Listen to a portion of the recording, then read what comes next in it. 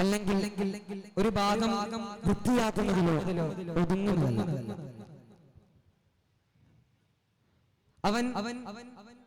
അവന്റെ ജീവിതകാലം മുഴുവൻ പരിസ്ഥിതിയെ നല്ലവണ്ണം നോക്കുന്നതിനാണ്, അതിനാണ് പരിസ്ഥിതി എന്നുള്ളത് അർത്ഥമാക്കുന്നത്.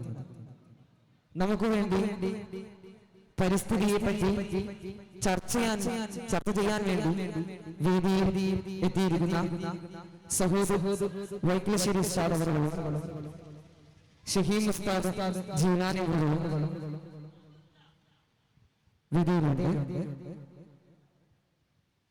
നമുക്കറിയാം, പരിസ്ഥിതി മലിനീകരണമാകുന്നത് എങ്ങനെയാണ്, അതിന്റെ കാരണങ്ങൾ എങ്ങനെയാണ് എന്ന് നമുക്ക് ഷഹീം ഉസ്താദ് വിവരിച്ചു തരും. പരിസ്ഥിതി മലിനമാകാനും നശിക്കാനും ഒരുപാട് കാരണങ്ങളുണ്ട്.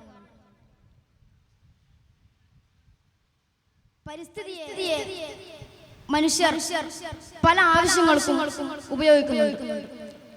അതിൽ വനനശീകരണം, ആഗോളതാപനം, കുടിവെള്ളക്ഷാമം, ശബ്ദമലിനീകരണം എന്നിവയൊക്കെ ഇതിന്റെ കാരണങ്ങളാണ്. ടൂറിസം മേഖലകൾക്ക് വേണ്ടി വനനശീകരണം, ജലമലിനീകരണം എന്നിവ വർദ്ധിക്കുന്നു. പരസ്പര മത്സരബുദ്ധി കാരണം മനുഷ്യർ ഈ പ്രകൃതിയെ ഇല്ലായ്മ ചെയ്യുന്നുണ്ട്. വൻകിട കെട്ടിട നിർമ്മാണങ്ങൾക്ക് വേണ്ടി വയലുകളും ചതുപ്പു നിലങ്ങളും നികത്തുന്നു. വാഹനങ്ങളുടെയും വ്യവസായ മേഖലകളുടെയും പുക അന്തരീക്ഷത്തെ മലിനമാക്കുന്നു. അപ്പോൾ ഷഹീം ഉസ്താദ് നമുക്കിവിടെ പറഞ്ഞു,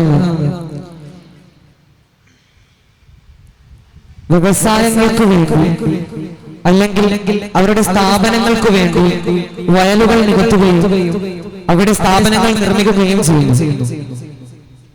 അതിനു പുറമെ വനനശീകരണം, അത് വളരെ പരിസ്ഥിതിക്ക് കോട്ടം തൊടുന്ന രൂപത്തിലാണ് ഇപ്പോൾ നീങ്ങിക്കൊണ്ടുപോകുന്നത്.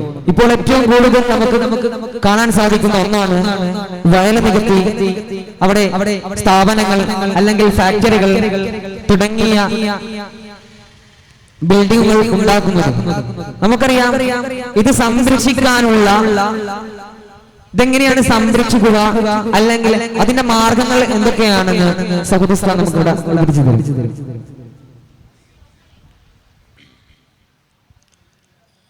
പ്രകൃതി എന്നത് മനുഷ്യന്റെ വലിയൊരു മുഖ്യമായ ഇതാണ്. പ്രകൃതി എന്നത് അതിൽ മുഖ്യമായത് നാം ഉപയോഗിക്കുന്ന വസ്തുക്കൾ, നാം ഇപ്പോൾ ഉപയോഗിക്കുന്ന വസ്തുക്കൾ അത് പ്രകൃതിയാത്ത വസ്തുക്കളാകുക. പിന്നെ അതുപോലെ തന്നെ വാഹനങ്ങളുടെ മലിനീകരണം, ചെറിയ ദൂരങ്ങളിൽ പോകുമ്പോൾ നമ്മൾ വലിയ വാഹനങ്ങൾ ഉപയോഗിക്കരുത്. അതിന് പകരം ചെറിയ വാഹനങ്ങൾ നമ്മൾ ഉപയോഗിക്കുക, സാധാരണ സൈക്കിൾ പോലത്തെ ഉപയോഗിക്കുക. ഇങ്ങനെ ചെയ്താൽ നമ്മളുടെ അന്തരീക്ഷത്തിലും പ്രകൃതിയെ സംരക്ഷിക്കാൻ കഴിയും. പിന്നെ ഒരു തവണ ഉപയോഗിച്ച വസ്തുക്കൾ പരമാവധി നമ്മൾ ഒഴിവാക്കുക എന്നതാണ്.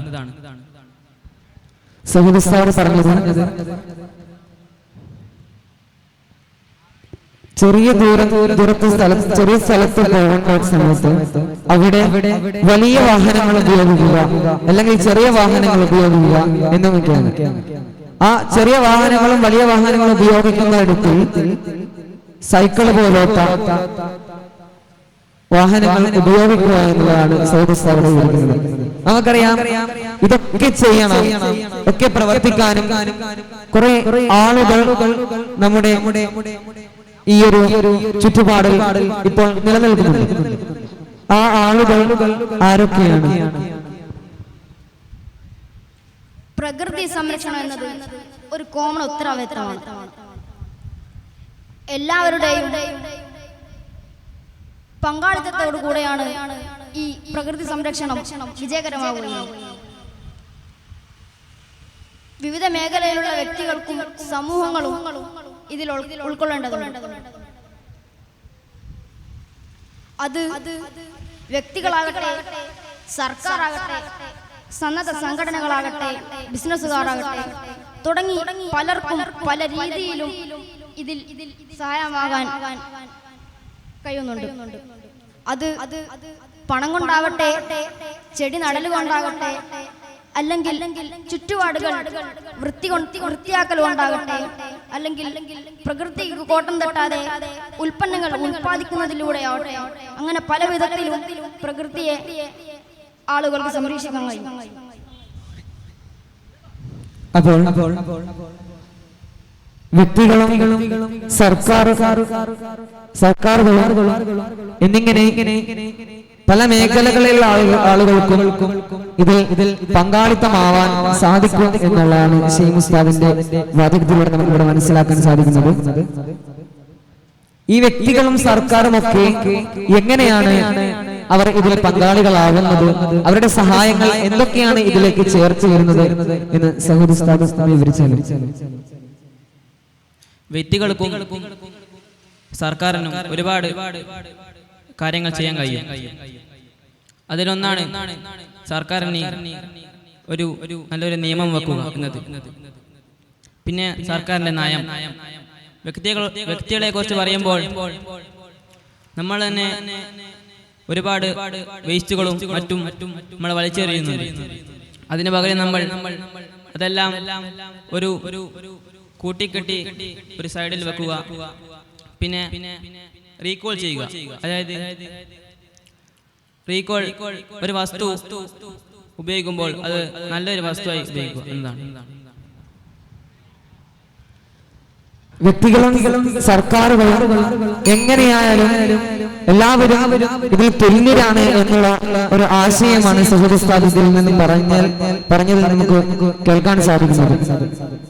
അറിയാം, നീ ചെയ്യ് അല്ലെങ്കിൽ നിങ്ങൾ ചെയ്യ് എന്നതിനുപരി ഞാൻ ചെയ്യ്, നമ്മൾ ചെയ്യ് എന്നുള്ള ഒരു ആശയം നമ്മുടെ മനസ്സിൽ നാം കൊണ്ടു നടന്നാൽ പരിസ്ഥിതിയെ നശിപ്പിക്കാൻ ഒരിക്കലും നമുക്ക് പരിസ്ഥിതി നശീകരണമാകാൻ ഒരിക്കലും സാധ്യമാകുന്നില്ല. പരിസ്ഥിതി എങ്ങനെ മുന്നോട്ട് കൊണ്ടുപോകണം, പരിസ്ഥിതിയെ എങ്ങനെ സംരക്ഷിക്കണം എന്നൊക്കെ സഹോദര ഉസ്താദും ഷഹീം ഉസ്താദും നമുക്ക് ഇവിടെ വിവരിച്ചു തന്നു. ഒരായിരം നന്ദി അറിയിക്കുന്നു. ഞങ്ങളുടെ ഈ ഒരു ചർച്ച ഇവിടെ അവസാനിക്കുകയാണ്. അസ്സലാമു അലൈക്കും വറഹ്മത്തുള്ളാഹി തആല വബറകാതുഹു.